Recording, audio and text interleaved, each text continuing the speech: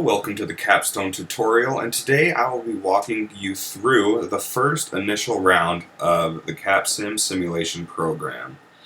My name is Brandon Griffin, and I am the tutor for the 2019-2020 school year. I'm getting my MBA at UVU, and I've truly enjoyed being the tutor for CapSim. So let's go ahead and get started. This is the page that you see when you log on to Capstone. A couple of key pieces of information that we're going to need at first. We're going to need our situation analysis, and we're going to need our Capstone Courier.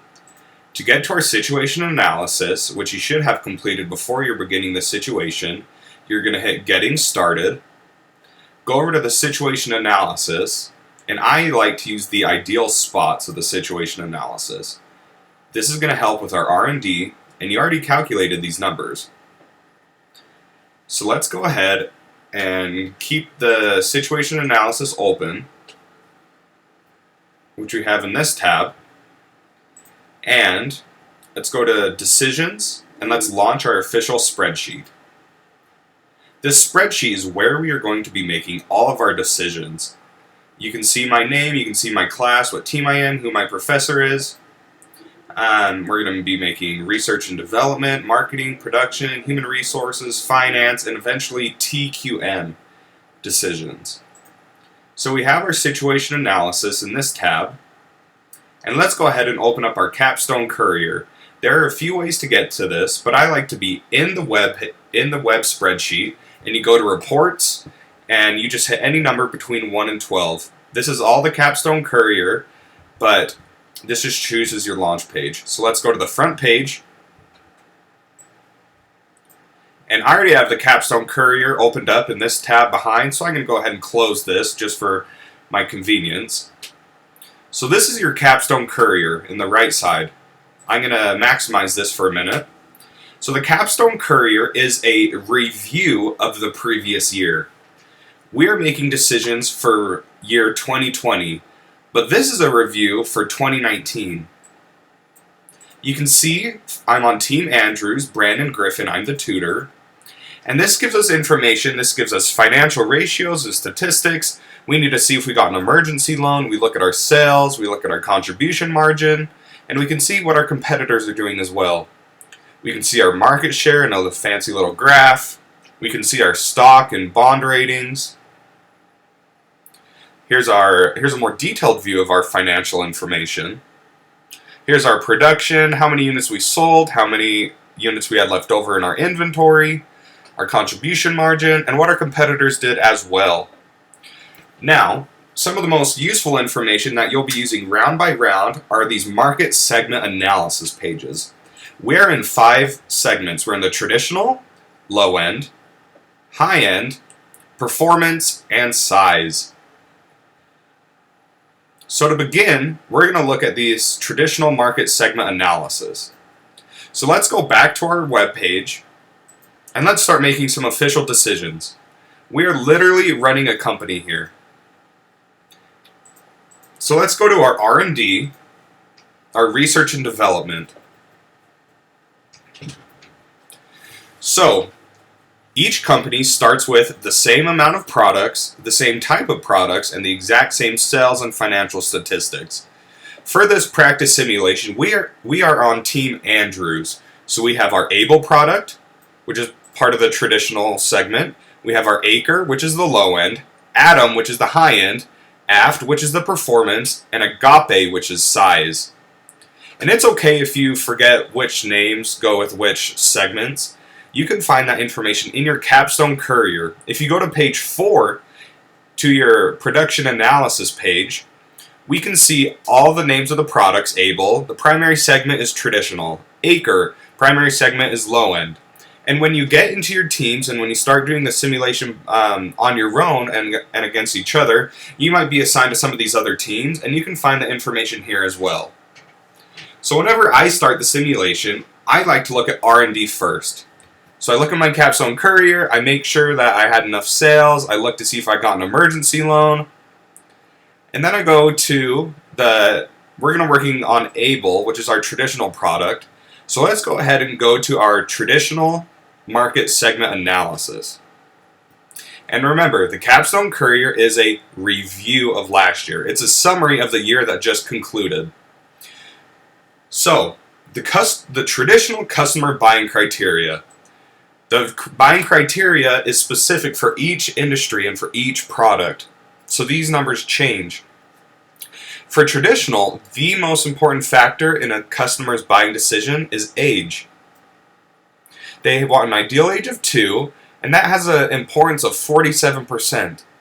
Next, they care about price, and last year they expected a price between $20 and $30.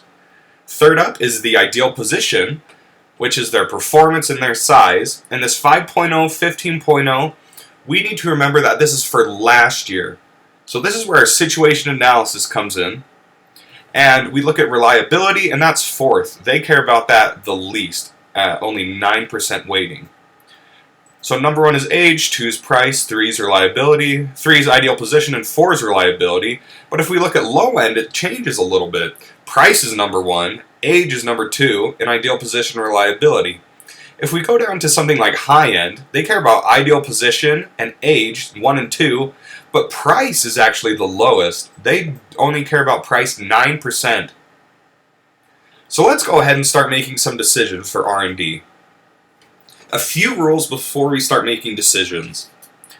So this is our Able product. The performance is 5.5 and 14.5. And the MTBF, the mean time between failures, which is also known as our reliability, is 17,500.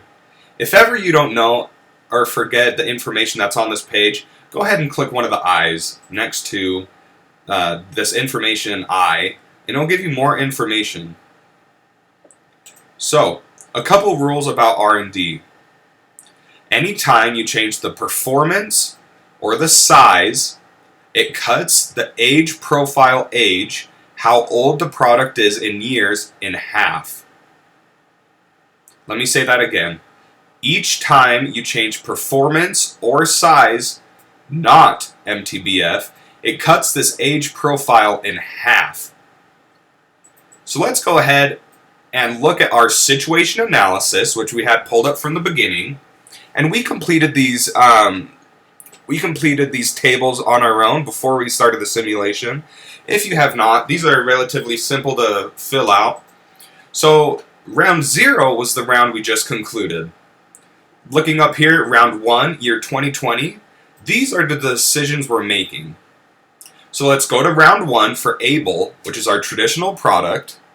And they want a performance of 5.7, and they want a size of 14.3. So let's go ahead and put that in our spreadsheet. Let's change that to 5.7 and decrease our size to 14.3. And notice what it does to our revision date, our age at revision, and our R&D cost. And also notice what it does to our age profile. If you can remember, the traditional segment wanted an ideal age of 2 years old. So we're at 3.1 years old, and at the end of the year, it's going to be at 4.1 years old. So we changed the performance and size, so this is going to cut our age in half. Let's go ahead and recalculate our numbers. So you see now, since we changed 5.7 and 14.3, and we can see this on our perceptual map, just a map of where our products are relative to the segment, it cut our ideal age from 3.1, and on March 15th, it was 3.3 years old, and it cut it to 1.7 years old. So our revision date is the 15th of March in 2020, and the age of revision is 1.7 years old, with an R&D cost of $206,000. So let's look at our traditional customer buying criteria. They have an ideal age of 2. So this at 1.7, and we can see down here on March 15th, it'll be 1.7 years old. And when we hit December 31st, the end of the year, it's going to be 2.5 years old. So this is exactly perfect what the customer wants. So let's go back to that traditional customer buying criteria. Next we have price, which is dealt with in the marketing decision tab, so we're not going to look at that now. And then number 3 is the ideal position. Remember, these are specific to each one of the different segments. Agape, which is size, is going to have different customer buying criteria than Able, which is our traditional product. Last year, they wanted an ideal position of 5.0 and 15.0 for the size. We updated this performance and this size metric with a number that we found in our situation analysis. So, 5.7, 14.3, that works. Next, let's look at the reliability. Our MTBF, mean time before failure. The mean time between failure is also known as our reliability. And for traditional, they want it to be between 14,000 and 19,000. One thing I need to note, the reliability between 14,000 and 19,000 will not change.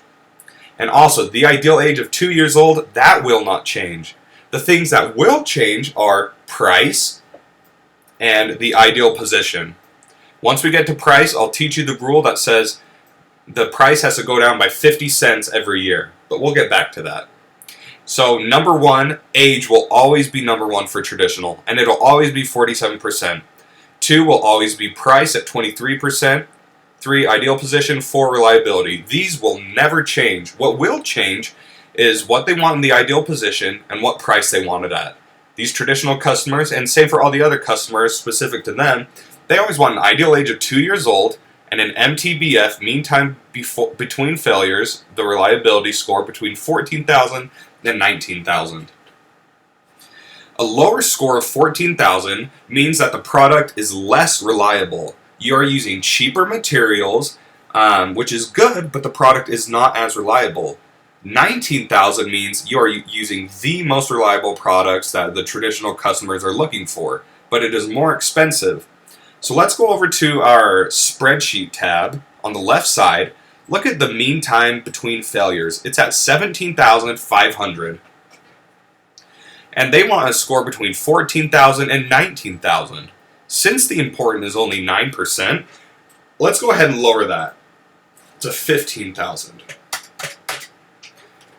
And through your undergraduate education, through your marketing, through your human resources, ops, accounting, finance classes, this is a judgment call that I made. You are running your own business, and there is no one correct way to run a business. Right now, I'm just giving you some general tips and tricks to be able to help you get started. Once you get going in the game, you can individualize this to yourself. But for now, follow along how I do it and see if you can learn the CapSim Courier so you can start making your own decisions. So we changed it from 17,500 to 15,000. One thing, if you accidentally change a product that you didn't want to and you want to know what it was the year before, scroll down to the top products in your segment and it'll show you what your performance was, what your size was, the price, the reliability, age, and a bunch of more information. So we changed it from the 17,500 to 15,000. Let's go ahead and recalculate that. So we have a new revision date of April 20th of 2020. And it actually lowered our material cost because we are using less reliable materials, only slightly, but which are still going to be cheaper. So that means our per unit material cost went from $11.28 to $10.51. Let's go ahead and move on to Aft. Let's move on to Atom. Atom has something unique to it that we'll get to later. So, we go to it's not the low end, it's actually the high end market segment analysis. We can see that Atom is our high end product. And to make the changes, we need to go to our situation analysis, and we see in the high end, last year they wanted 8.9 and 11.1, but now they want 9.8 and 10.2. 9.8, 10.2. Let's go ahead and recalculate and notice what that does to our revision date, our age of revision, and our R&D cost. So, our revision date is May 14th, 2021. How is this different from Able? Able's revision date is 4 months out, and it's this year, April 2020. One thing about Atom is that it goes into 2021. Let's say we kept the changes so they'd be at May 14th, 2021. When we, if we were to advance the round, we would not be able to make decisions next round because this is already preoccupied and going through May 2021, so we would not be able to make the decisions. This screen would be locked out. And then we'd fall behind because this won't be ready until round 2, but these are the numbers that they want for round 1. So there are a few things you can do. Let's go back to our CapSim Courier and look at their customer buying criteria. They want an ideal position last year of 8.9, 11.1. So they want to make sure the ideal position is in the best position it can be. They want an ideal age of 0. And it is almost impossible to get an ideal age of 0, so you just need to make it as young and as new as it can be, and you do that by changing the product every year. We look at the reliability, and then they care the least about price.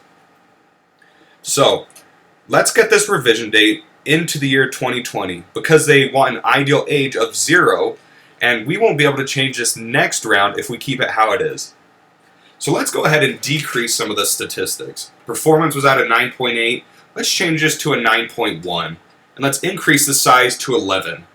Our goal is to bring this product back into the finished revision date of 2020. So let's go ahead and recalculate that. So this brings us back to the 10th of October 2020. And we see our ideal age went from 1.7 at the beginning of the year. In October it'll be at 2.5. And when it revises, it'll be at 1.2. So this is behind our ideal position, but we can play catch up. And by round 3 or 4, you can be able to be caught up with this product. But for now, let's just focus on bringing it back into year 2020. Let me say one thing about Acre, the low-end product. Let's look at our situation analysis, and low-end, this is actually where they want to be in the 3rd round. And the low-end, they have an ideal age of 7 years old. This is our CapSim Courier and our customer buying criteria for the low-end segment. They have an ideal age of 7 years old. If we look at this graph over here, we see that the ideal age, that the actual age is between 4.6 and 5.6. So you will not change Acre until round 3. And when you do make the changes, you'll make them large enough that they'll be ready for round 7. So do not make changes to Acre in these first 2 rounds. Let's go ahead and do Aft. And how do we know what product that is? We can scroll up to our production information. Aft is our PFMN, our performance product. So let's scroll down to our performance in our CapSim Courier. And we see reliability is the most important for Aft. Number 2 is ideal position, 3 is price, 4 is age. So let's go to our situation analysis. Round 1, which is next round, Aft wants a performance of 10.4 and a size of 15.3. So let's go ahead and make those changes, and then we hit recalculate. So this is going to send our revision date to the 8th of July, and it's going to have an age of revision of 1.5 years old. Let's look at the reliability, and they care most about the MTBF, mean time between failure. One thing that I forgot to mention was in this top products in the performance segment, we can see what our competitors did. You want to be competitive in the market, so our competitors and us are at 25,000. These 17,500, they only sold 2 units to this segment. These are these circles over here that slightly overlap, so you get some customers who will buy a different product, but just focus on these main 5 products. So our competitors are at 25,000. And since they care about reliability the most, let's go ahead and change Aft to 26,000. And let's hit recalculate. So this actually increased our material cost. But in the long term, this should be able to increase our sales. For Adam, I forgot to change the MTBF, so let's go back to this high end. They want a reliability between 20,000 and 25,000, so we can keep it at 23,000. For low end, which I forgot to change as well, they want a reliability between 12,000 and 17,000. And since, remember the rule, MTBF does not change the age, so we can actually lower the reliability to 13,000. This will decrease our per unit material cost, and since it's only 7% of their buying criteria importance, we'll be able to save costs and hopefully be able to get more sales. So let's go ahead and finish with Agape, which is our size product. Ideal position is number 1, age is 2 of a 1.5, reliability, and then price. So we go to our situation analysis at size. Next round, they want 4.7 and 9.6. And let's look at reliability. That's number 3, and they want it between 16,000 and 21,000. So I think 19,000 is a pretty good measure, so let's keep it at that number and hit recalculate. So we are actually done with our research and development. So let's go ahead and hit File, update our official decisions, and save. The CapSim program, if you have a period of inactivity for longer than 10 minutes or 15 minutes, it'll kick you out and it will not save your work. So each time you make a lot of changes like we did, hit File, update your official decisions. Always update your official decisions. Never the draft. So let's go ahead and hit Decisions and move to our marketing. And if at any time in this video you get confused, I'm moving too fast, go ahead and pause, go back, because this is a general overview, but I may forget certain information. And always feel free to reach out to me and ask any specific questions you have. So, our marketing decisions and our marketing spreadsheet are very important. This is where we decide our price, our promo budget, our sales budget.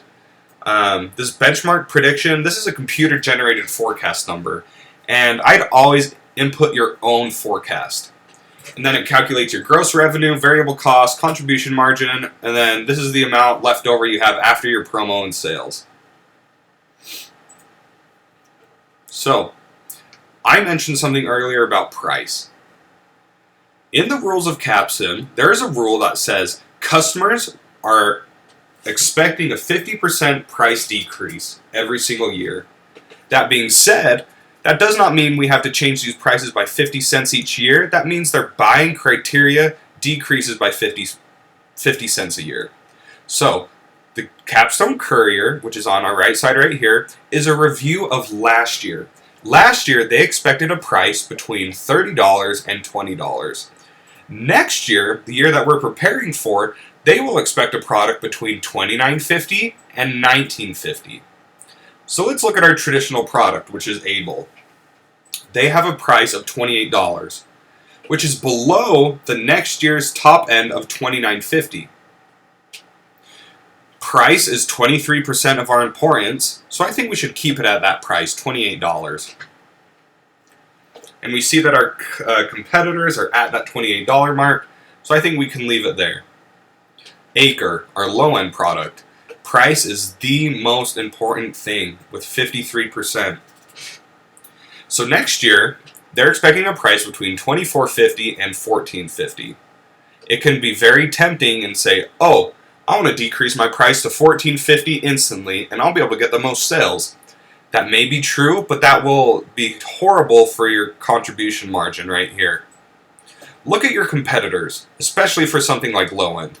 Your competitors are at $21. If you were to instantly drop it to the $14 mark, you would lose out on almost all your margin, and you most likely wouldn't be profitable. So, since your competitors are at $21 and price they care about the most, let's go ahead and be a little more competitive, but let's just take a little bit off and assess the market next round. So let's take this number from $21 and let's lower it to $20 even. This should be enough that we have the lowest price in the industry, in the market, and enough that we will still have our margins. So let's go ahead and recalculate. Look at what happens to our gross revenue and our promo after sales amount.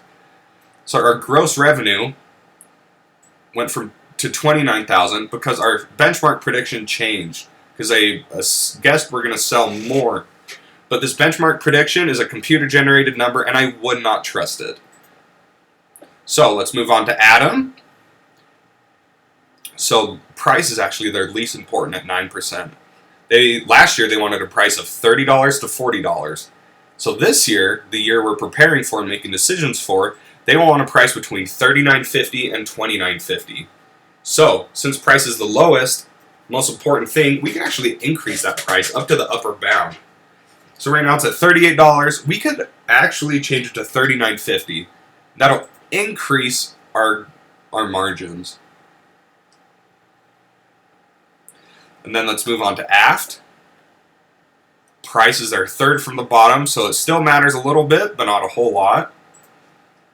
So next year they'll want a price between $34.50 and $24.50. Right now we're at $33, and I think that's a good number to keep it at. Let's look at Agape. They want a price, the lowest one, between $34.50 and $24.50. So we could increase that to $34. Let's go ahead and hit recalculate.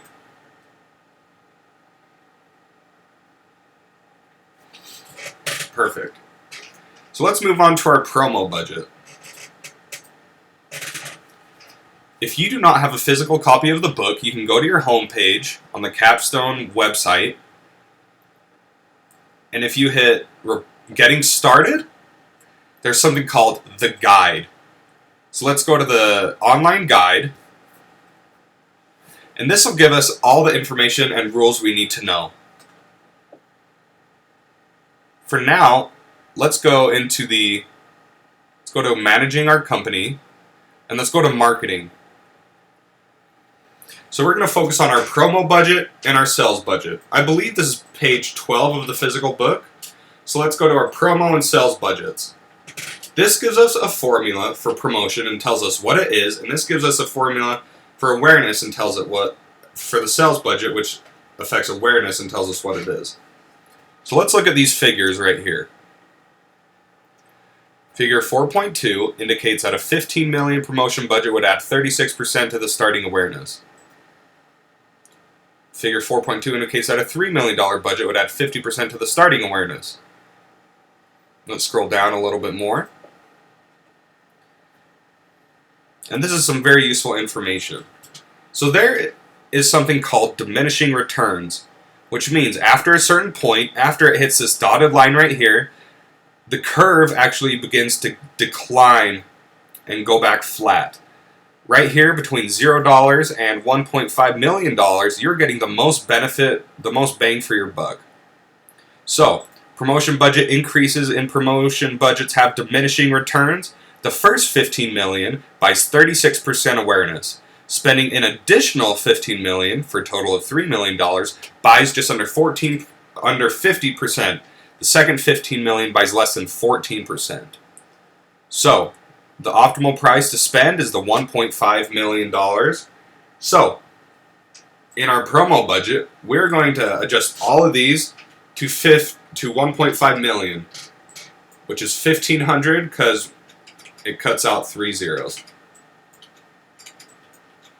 And let's go ahead and recalculate. And there's a similar principle for our sales budget. Figure 4.3, sales budget. For budgets above $3 million, the red dotted line indicates there are no additional returns for companies that have one product in the segment. So, the first $2 million buys 22% accessibility. For companies with 2 or more products in a segment, spending $4 million buys just under 35. So the second $2 million buys less than 13% additional accessibility. So, with the sales budget, if you have multiple products in a segment, you can fiddle around with these numbers more. But for now, look up here. It says if you have one product in a segment, which we do now, there is no additional benefit to spending more than $3 million. If you have 2 or more products, there's no additional benefit above $4.5 million between the 2 products. So for now, let's go ahead and adjust that sales budget to $3 million, which is $3,000 in the spreadsheet.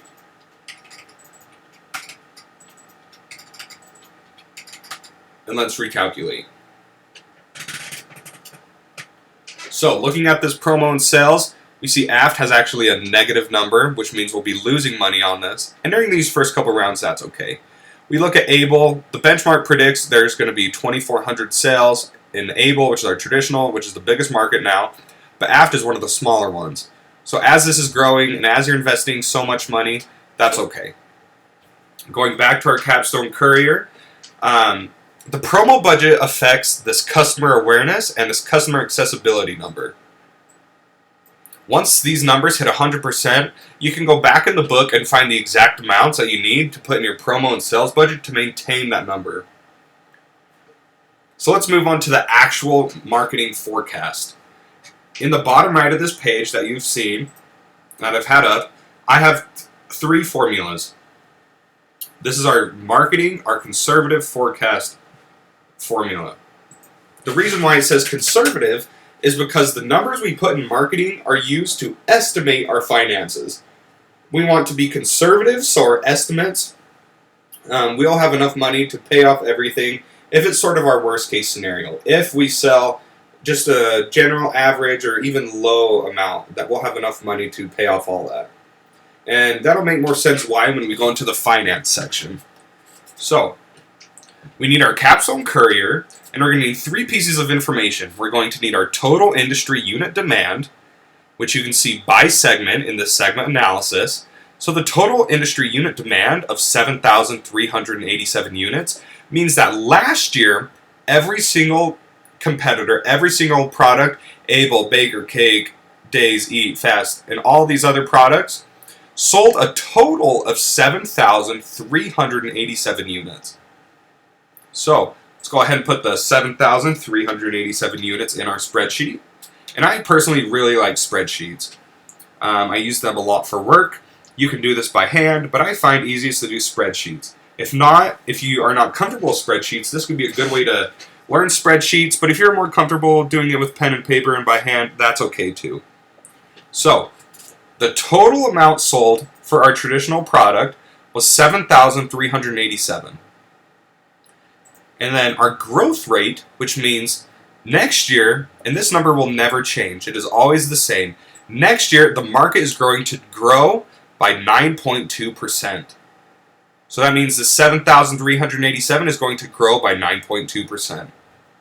So, in our formula, we need to make this 9.2 plus 1, because 100% of sales is the same 7,387. 1 plus the 9.2%, which we find up here, is last year's demand plus the 9.2% of growth. So let's enter 100 and 109.2% growth. Our last year market share, which we can find in these tables right here, was about 16%. If you want specific information, you scroll down to, I think it's the third from bottom page of your CapSim Courier, and you look at this market share report. Let's look at traditional. And last year for traditional, we had 16.7%. These are all the same across every single industry just because it's the beginning round. So we look at 16.7, we type in 16.7%, and it's going to equal our marketing forecast. So, if you're not familiar with Excel, or this is actually Google Sheets, we're entering a formula. Equals, and we're going to enclose it in parentheses because we have to do these two first, are 7,387 multiplied by the 109.2%. We're going to close our parentheses, and we're going to time that number, the 8,067, times last year's market share. So let me go ahead and add another column. This is going to make a little bit more sense. So this is going to be next year's total sales. So doing this, next year's total sales, including that growth rate, is going to be 8,067 units.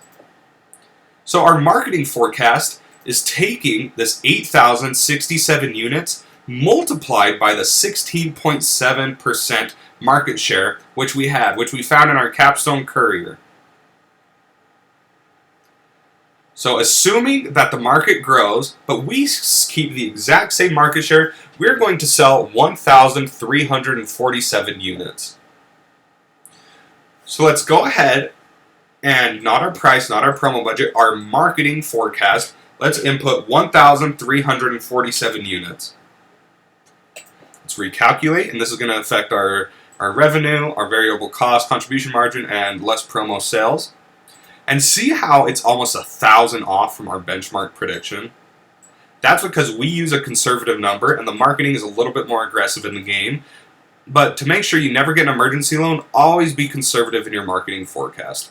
You can change these numbers if you like, but this is how I do it, and this is how I felt comfortable in the game. Each professor, each teacher, each student's going to do this a little bit differently, but these are just some general tips and tricks to help you out. So, for sakes of time, I'm going to move on, but you're going to have to do this formula for Able, Acre, Atom, Aft, Agape. And see, traditional for Able had 9.2% growth rate.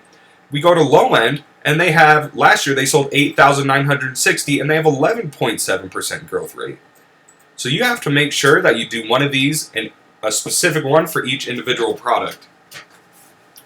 So we updated this, and remember to update our official decisions, and we save. Always update official decisions, never your draft, because that'll make it available for your professor and your teammates, and you can change it as many times as you need. But always update your official decisions. So let's go to decisions, go to production, and the production tab is what we are actually going to produce. Let's look at Able, and let's go down the column. Unit sales forecast, this is the number we just inputted. At the end of last year, we had 189 units. Our production schedule is how many units we're actually producing. And this production after adjustment, the production takes into the constraints, and it's an automated number that it puts in, but you do not need to worry about that. Second shift production percentage, this says how much of your company is using overtime to produce Able. Labor cost, material cost, contribution margin. Contribution margin is how much money you have left over after you paid your variable cost to pay your fixed cost. Our first shift capacity, this is very important. So this means from 9 to 5, our first shift, our regular shift, can produce 1,800 units. That being said, CapSim has a rule that you can actually double your first shift capacity by working your employees overtime. So they're no longer working 9 to 5, they're working 9 to midnight or whatever it is. So this first shift capacity is 18%, and if you were to make the second shift production 100% by using all your overtime, this 1,800 would be 3,600. You can change your capacity levels. You can change this 1,800. This automation rating is how automated your company is. We'll get to that later. You can change the automation, and this is the investment amount. And remember, if you do not know some of this information, like if you don't know what this complement is, you can hit I. The number of workers in your workforce, there are 2 shifts. So there's a first shift, and then there's an overtime second shift. And right here it says the second shift or overtime workers cost you 50% more per hour than workers on first shift. And the simulation schedules second shift workers as a last resort. So this gives you a lot of good information. So let's go back to our forecasting sheet, and I have another formula. So we take our marketing forecast, this is our production forecast formula, which is a more realistic number. So for Able, we take our marketing forecast, which we calculated over here, of 1,347, and we multiply it by however much we think we're going to grow. During this first round, it's safe to assume that we're going to grow about 20%. So that means last year we sold 60% of the market. If we multiply that by 20%, that means we believe we're going to have 19% of the market, which I think is a safe number. So let's go ahead and take our marketing forecast and let's multiply that by 20%.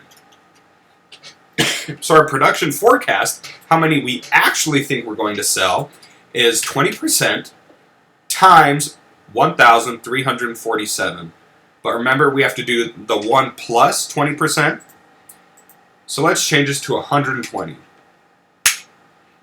So we do the 1,347 times 1 plus 20%. And we believe that we're going to sell 1,616 units. And I'd say that is a fairly safe and good number. 1,617.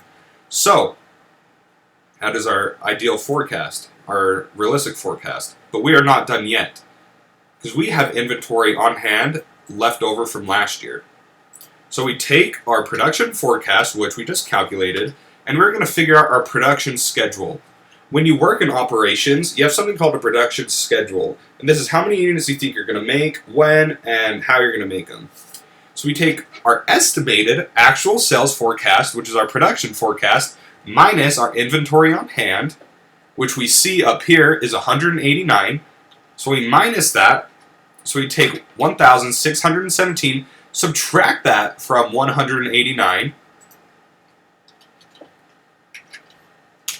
And our production schedule is going to be 1,617 minus 189.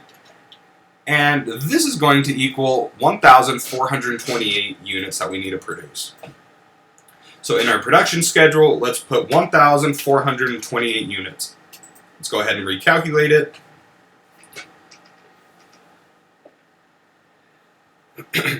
So, we are done with the production schedule for Able. And you would do this for Able, Acre, Atom, Aft, and Agape. This is why I like spreadsheets, because you can create a couple of formulas and you can use them for everything and it becomes fast. So let's move on to our first shift capacity. From 9 to 5, our first shift workers can create up to 1,800 units. So this means we have a surplus of 372 units per year. That being said, we do not just want people to stand around. Our complement, we have 700 workers, so that means 100 of them are just standing around doing nothing, or they're all, leaving early. So we want to maximize our workforce, so we need to change our capacity. And there are 2 rules for capacity. When you change capacity, when you sell capacity, you get the money instantly. Your capacity will instantly change. Let's say we wanted to sell 500 units of capacity. This is going to change that number from 1,800 automatically to 1,300. You get this investment back of $7.1 million. Right here it says 7,150, and it changes your capacity. But if we were to add capacity, it actually takes a full year before it goes into effect. So if we estimated that we're going to sell more than 1,800 next year, we have to add capacity now. So let's say we want to add 200. We're going to hit recalculate. And this is going to stay at 1,800 because it takes a full year to update. So let's look at our production schedule, which we just barely calculated. And we assume this year we're going to sell 1,617 units. And because we can use a little bit of overtime, let's go ahead and so we need to sort of look into the future for next year. So let's take this 1,617 and let's change our capacity to that number. So let's go ahead and subtract 200. You don't have to be exact. So this is going to change it to 1,600. And next year, when we grow by a couple hundred units, we'll be able to use a little bit of our overtime, and slowly we're going to have to start adding capacity. For Acre, you're going to have to add a little bit of capacity, but for Atom, Aft, Agape, you're going to have to actually decrease your capacity. But round by round, you're going to have to adjust your capacity, and you're going to have to adjust your automation. Let's look at this automation rating. So, automation is on a scale from 1 to 10. At 1, you rely heavily on skilled workers. At 10, robots do most of the production. So, at a 1, labor cost would be $12 per unit. At a 10, labor cost would be $1.2 a unit. But automation is expensive. To increase your automation, it's expensive. To do R&D, it's expensive. Automation does not, let me say that again, automation does not affect your capacity. So, for products that update every year, like Able, Atom, Aft, and Agape, you're going to want to have a lower automation rating. Because these products are always changing, they're on the cutting edge, they're moving fast. But for something like Acre, which is on the low end, which you only change once or twice during the game, I'd suggest only once, we can actually increase that to about a 6.0. So let's go ahead and recalculate. And we see that it's going to cost us $5.6 million. So, you'd make decisions for automation. I'd leave this at a 4 and a 333 and maybe update low end. But as you're making decisions and as you get more comfortable, you can make your own decisions. So, we're done with Able. You're going to have to do this with Able, Acre, Atom, Aft, and Agape. So we're only 1/5 done with the production, but we're going to move on to finances. So this is human resources, and for now, there's nothing you can change. I know a couple of the professors have to spend money on training costs and recruiting costs, but if you hit the I next to those, it'll tell you more information about it, and you can find more information in the guide in the book. So let's go ahead and update our official decisions from our production, which I forgot to do, and let's move to finance. So after you've made all your decisions, after you've gone through R&D, marketing, production, human resources, and finance, this is going to take us to our finance page. This gives us good information. We have 44.2% long-term debt, retained earnings at 29%, no current debt, our AP 7.3, and our common stocks 19.5. We spent $5.6 million on plant improvements. We sold $2.8 million worth of the plant. This is our stock information. Right now we have an earnings per share loss of $1.1, which is fine in these first couple rounds. Like any startup, you're going to lose money in the first couple years. A round is a year, so it's okay to lose money in the first couple of rounds. It's very likely that after you fill out the entire spreadsheet, this cash position is going to be zero. So remember, this December 31st, 2019, this is what we have currently. So right now, in the bank, we have $3,434, which is actually $3,434,000. So, next year, the finances estimate we are going to have a cash position of $8,389,000. So that's why in marketing, we used a conservative forecast, because the numbers that we use here affect our finances. So just for the sake of teaching you guys how to do this, let's say our forecast really was 1. It was actually super low. These aren't the real numbers you're going to put in, but I'll see the effect that it has on your finances. So it changed our finances, and now I did that too much, I'm sorry.